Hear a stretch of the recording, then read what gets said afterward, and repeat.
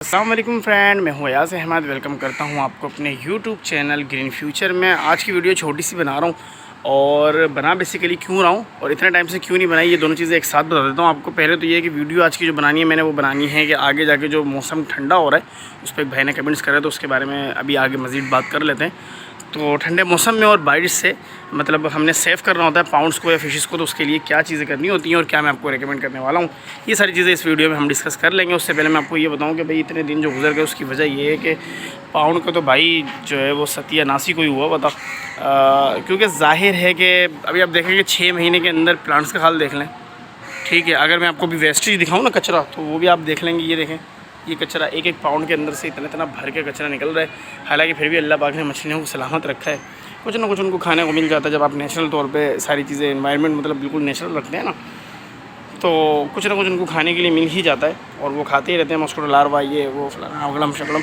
तो मगर खाली करने में मछलियाँ निकालना, फिर उनके बेबीज़ को निकालना, फिर प्लांट्स को कलेक्ट करना, फिर उसके बाद जो है वो बिल्कुल तरीके से सारा पानी को वेस्ट करना।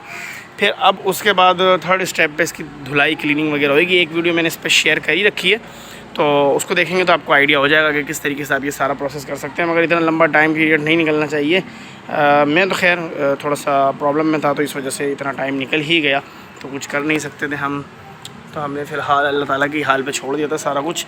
तो हेयर ऑयल की बहुत ज़्यादा प्रोड्यूस हो गई थी और ज़ाहिर है कि ओपन एरिया के अंदर हेयर ऑयल की बहुत ज़्यादा तेज़ी से बढ़ती है, बहुत ज़्यादा तेज़ी से जो है वो प्रोड्यूस हो जाती है। By the way main topic जो हमारा वो ये है कि सर्दी के अंदर जब, क्योंकि आगे जो है वो मौसम अब ठंडा होने जा रहा है, तो जब मौसम ठंडा हो जाएगा या बारिश होएगी तो फिर क्या करा जाएगा। क्योंकि भाई ने कमेंट से यही करा है कि भाई आगे जो है वो विंटर आ रहा है, तो विंटर में आप क्या करते हैं। और फिर जब ज़ाहिर है कि पाकिस्तान में माइनस में भी टेम्परेचर चला जाता है और साथ ही साथ ये भी कि बारिश होने लग जाती है, तो बारिश के अंदर और मतलब सर्दी के अंदर ओपन एरिया के अंदर, जैसे कि ये हमारा ओपन एरिया, तो इसके अंदर पाउंड्स का जो पानी वो तो ज़ाहिर है काफ़ी ठंडा हो जाएगा। तो उससे किस तरीके से हम मछलियों को अपनी बचा सकते हैं, तो बेसिकली फंगस से कैसे बचा सकते हैं, क्योंकि मछलियों की एक्टिविटी तो स्लो हो ही जानी है। इतनी फार्मिंग हो रही है और ज़ाहिर है काफ़ी सारे एरिए ऐसे भी हैं जहाँ पर सर्दी के मौसम के अंदर जो है वो बर्फ़ भी गिरती है, तो ज़ाहिर है कि मौसम बहुत ही ठंडा हो जाता होगा। मगर मैं आपको बताऊं, देखें मैं तो पहली बात तो ये कि मैं करता हूँ बिलोंग कराची से, मगर ठंडक तो यहाँ पर भी ज़ाहिर है कि ठंड काफ़ी होती है और काफ़ी ठंडक हो जाती है। तो सबसे पहले तो देखें कि इस पाउंड के अंदर मैंने साइडों में जो है वो लकड़ी का पूरा एक फ्रेम बना के रखा हुआ है। तो ये तो सबसे पहले आपको जो है वो ओवरफॉल से बचाता है और ये मैंने लास्ट वीडियो में बताया भी है।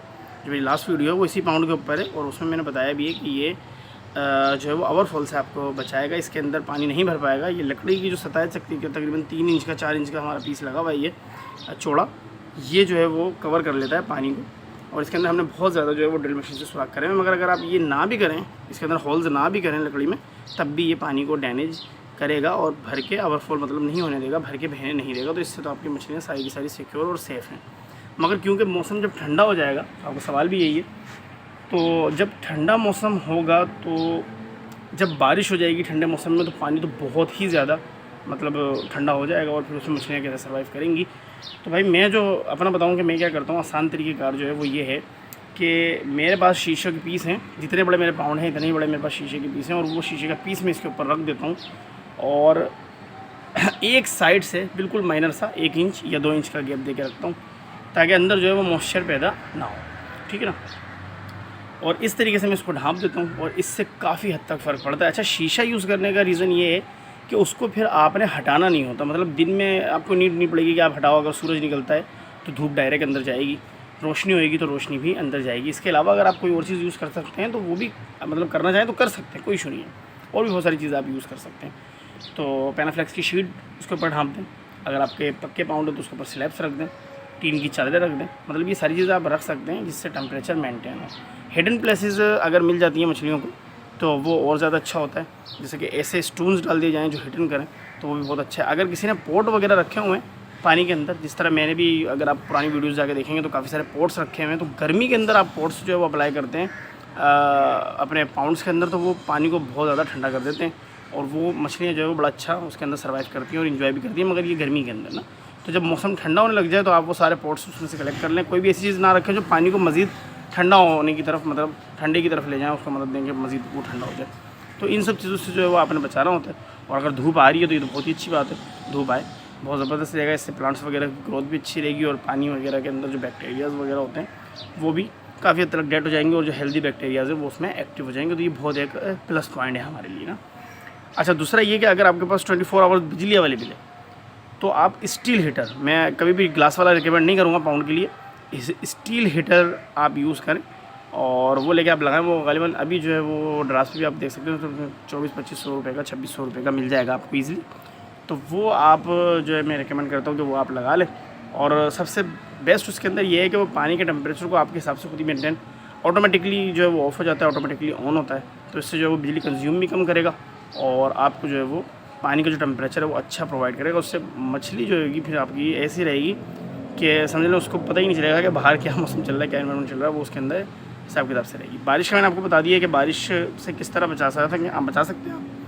और मैंने आपको ये भी बता दिया है कि मौसम जब ठंडा हो जाएगा तो उसके अंदर फिर आपने क्या करना है। ये एक बिल्कुल देसी टोटके, बिल्कुल सिंपल हल है और इंशाल्लाह अगर आप ये करते हैं तो कामयाब है ये। और इसके ऊपर ये नहीं है कि मैं पहली वीडियो नहीं बना रहा, फिर तो मैं बहुत शॉर्टली वीडियो बनाई है क्योंकि मुझे पता है कि सारी चीज़ें फैली हुई हैं। मैं भी आपको वहाँ पर दिखाऊँगा पूरा, ये देखें पूरा ये कचरे से भर के, पत्तों से, डंडियों से, पूरे मरे हुए पौधों से भर के, ये देखें एलएलबी देखें, यहाँ पर इसका हाल देखें, ये देखें सब, मतलब इतना बुरा हाल हुआ है कि ये कह लेंगे बेड़ा गर्क हुआ है।